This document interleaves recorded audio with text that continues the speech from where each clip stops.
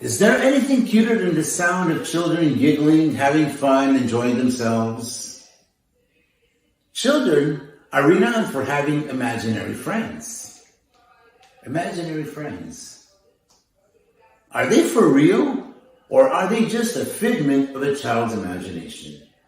It's all about children today on Noon Hour Out of the Box. Coming up.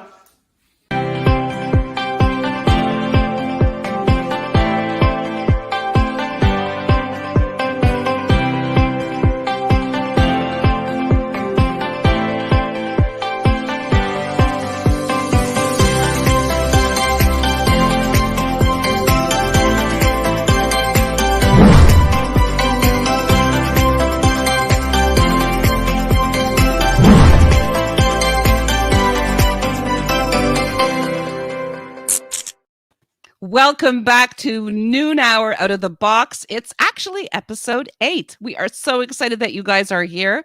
A special thank you to our producer, Miss Jenny DuHaime, who makes all of this happen, and to my co-host, my mentor and good friend, Mr. Robert D'Alessio. Let's bring him on. Let's get it on. How are you?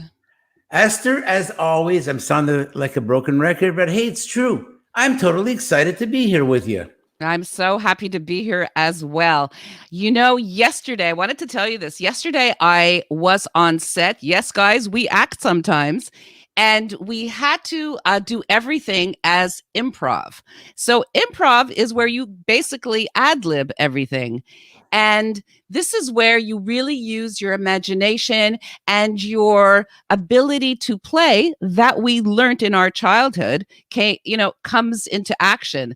And it was an incredible experience. There were several of us there, and we were just like interacting and playing. And, it was quite fascinating because, in actuality, when you think about it, us actors in the community, we are playing a lot of the time, whether we are playing ourselves like we do in podcasts, or we are acting as a character where we're given lines, or when we're doing improv where ideas are being fed to us and we use our imagination.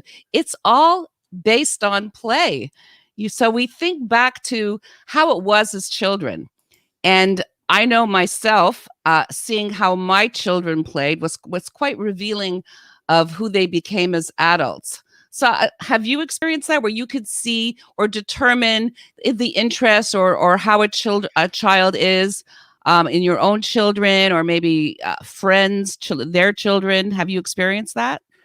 Well, actually, back in the time when I was living in the city of Longueuil, we had a beautiful child, wonderful family living right next to us. And this child would come to me from time to time and show me she was a talented child. Drawings that you wouldn't believe, absolutely amazing. She was showing me her drawings, and she would draw landscapes, portraits, and I was like totally flipping out. But then at one point, I started observing the child. She was a little bit more isolated. And then one day she started bringing me drawings that were not in color anymore. They were all like black and white with pencil, like tones of gray and black and all that, of angels and angels crying tears of blood. Wow. And in the one hand, the angels got a blunt pair of scissors, and you see that the wrist is cut and there's blood coming out. And I'm looking at this, I go, something's wrong here. And I asked the child, what's this all about? She goes, I don't know. I'm just like, in that kind of mood right now. And that was the magic sentence she said. I'm in this kind of mood right now. Because how revealing. Yes. That child was going through something. And I approached the mother with this, and I told her all about it. And her mother goes, no, she's just creative, what have you, and, whatever. But as I started seeing the child, because they used to go to the same park, that I would bring my children, and this child became a little bit more isolated, quiet, and the drawings were like multiplying, and it was stuff similar to this. And I told her mother, I think, your child needs some attention over here. She ignored it. Well, wouldn't you know it? A few years later, maybe a couple of years later, the child was taken to a psychologist because the child had some really serious issues. All that to say is that observe your child, because they speak subliminally And there's something subconscious that they're telling you sometimes through their actions. Yeah, through their art, like, which is a type of play, and through their actual play as well. Absolutely. And so, play is important for social skills, for the child's cognitive skills, for their psychomotor skills. And it's also their way of communicating, just like this child did through her art.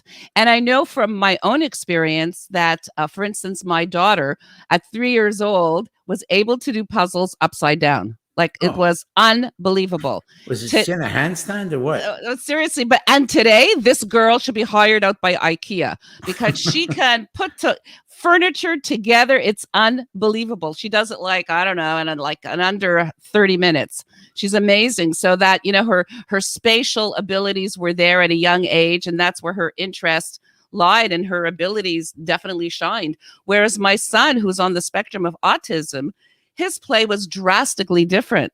He used to take a car, and instead of going zoom, zoom, zoom, he would take it and examine it and twirl it. And his play was, very different. And he did a lot of parallel play as opposed to cooperative play, which is more typical of children. Of course, when they're very young, they don't do cooperative play, but he kept on with it as he aged. So, and then, so it was indicative that he did think in a, and there was something in his play that was revealing of his different wiring. And in fact, he would take objects like a hanger and a box and a shoe, and he would animate them. So there was a different type of imagination at play there. So yeah, It was very, very revealing. And sounds. He was so sensitive to sound that he could hear, because we live in an area where there's a lot of planes. He could hear the plane coming about 10 seconds before the rest of us did. So he had an incredible ability with sound. And today he's a musician, and he can hear the intricacies of sound and tone. And so it was very, very revealing. It's really interesting. Yeah. And the differences of how boys play and how girls play. I mean, like myself, you have one boy and one girl. Did you see a difference in their play? Yeah, I did, obviously, because I saw my daughter personally, but I think it's a pattern among girls. They're more like the caregiving type when they're playing. They're either playing doctor, nurse, or sometimes even psychologist. Acting always as, that good person, someone who's taking care of, nurturing. Yeah, nurturing. Whereas my son, a little troublemaker.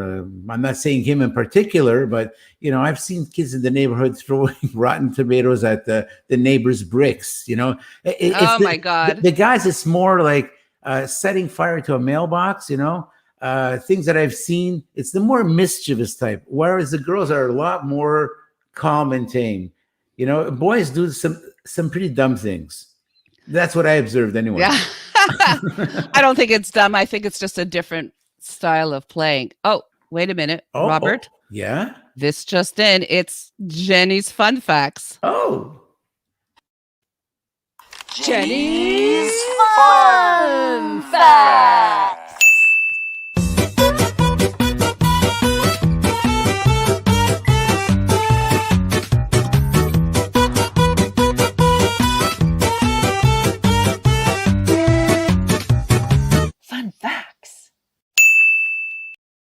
I love that. So apparently in the 1920s, according to Jenny, it was suggested by one John Watson in his book, Psychological Care of Infant and Child, that a child should be left to their own uninterrupted imagination to figure the world out without the onlooking of their moms.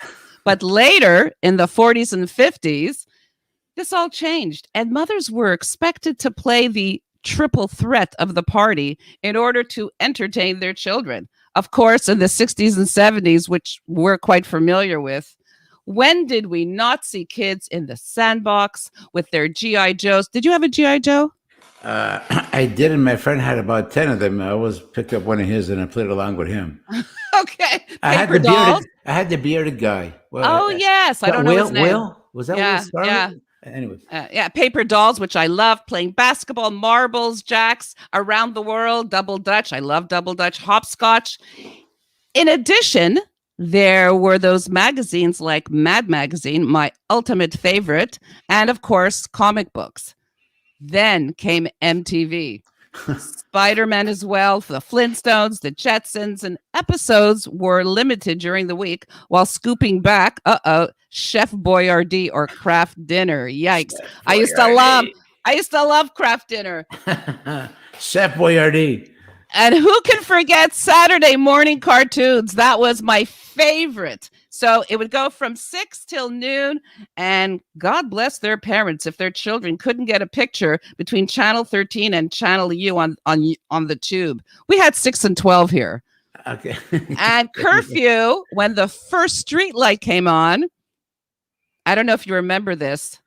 Do you know where your children are? Do you remember that? That was really big in the 60s. And in addition, do your children know where you are? That was, so that was a thing in the 60s and 70s. But today, we leave our children to over 1,000 channels on TV, video games, and the internet as early as age 3. Guilty. Easy babysitters. Yeah, mothers are at work, some desiring just to afford to be home with their children, and the dads are desiring to do the same. And it's true. So are the kids from the 90s flashcards still on the menu? Do imaginary friends still exist? So, Robert, Jenny wants us to take a poll, and we invite all of you to send us your answers before next week's show, and we'll reveal the stats and all that. So, question number 1.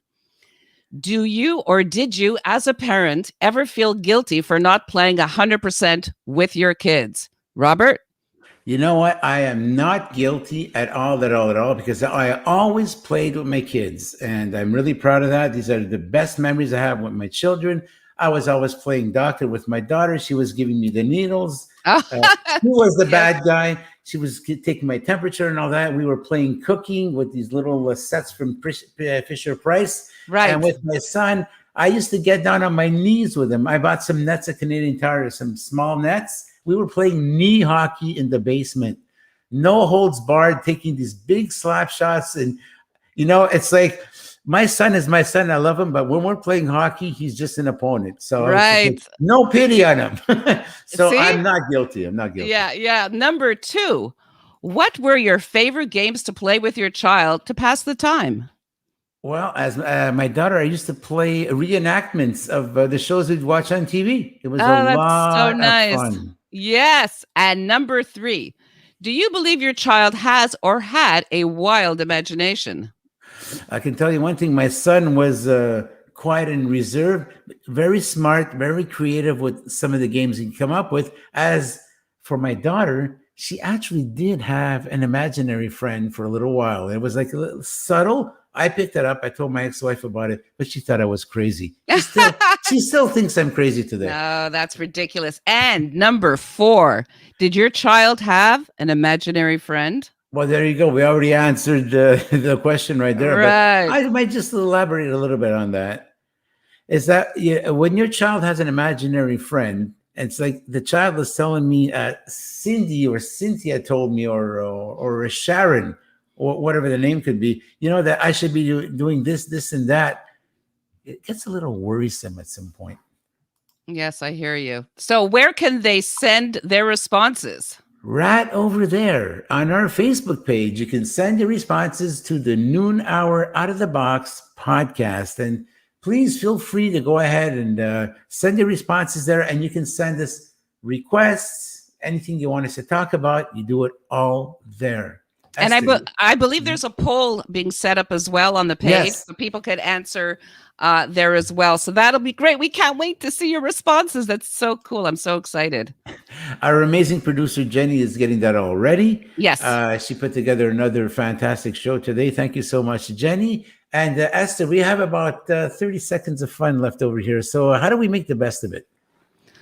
Well, we just thank everyone and ask them all to come back for episode 9. Do you have any idea what you want to talk about? As a matter of fact, I do. It was our common agreement that we're going to be talking next week. It's going to be all about dementia. Ah, look what Jenny says before we leave. Robert, we used to play helicopter with our parents, but you probably played get on the bus. Lol. Yes. Or let's not forget Pilot Bob, but that's a whole other episode. Pilot Bob? Did you say wait. Pilot Bob? Uh-oh, yeah. So Pilot that's Bob. Robert's imaginary play. He has an alter ego called Pilot Bob, and one day we'll invite him on the show. You know what? I'd love to have Pilot Bob come on. And I may have an alter ego, but I don't have an ego. Oh, no, absolutely not. Hey, Esther, it's time Yes. to sign off. So you know what? Esther, I'd like to say thank you so much to our amazing producer, Jenny. I'd Thank like you to so say much. thank you to you for being such an amazing co-host. As are you. Jenny, our amazing producer, and to our fantastic audience who tune in and week out. Thank you so much. We love you. So, Bye for guys, now. tune in next week, same time, same place. Before we sign off, Esther, Yes. what is going on in Esther's Breeze tomorrow night? Well, Esther's Breeze is taking a break, so she will be back at the end of the summer, and we'll have a whole new array of fabulous guests. Well, Esther, thank you once again. Thank you, everybody. It is time to say goodbye. Ciao for now.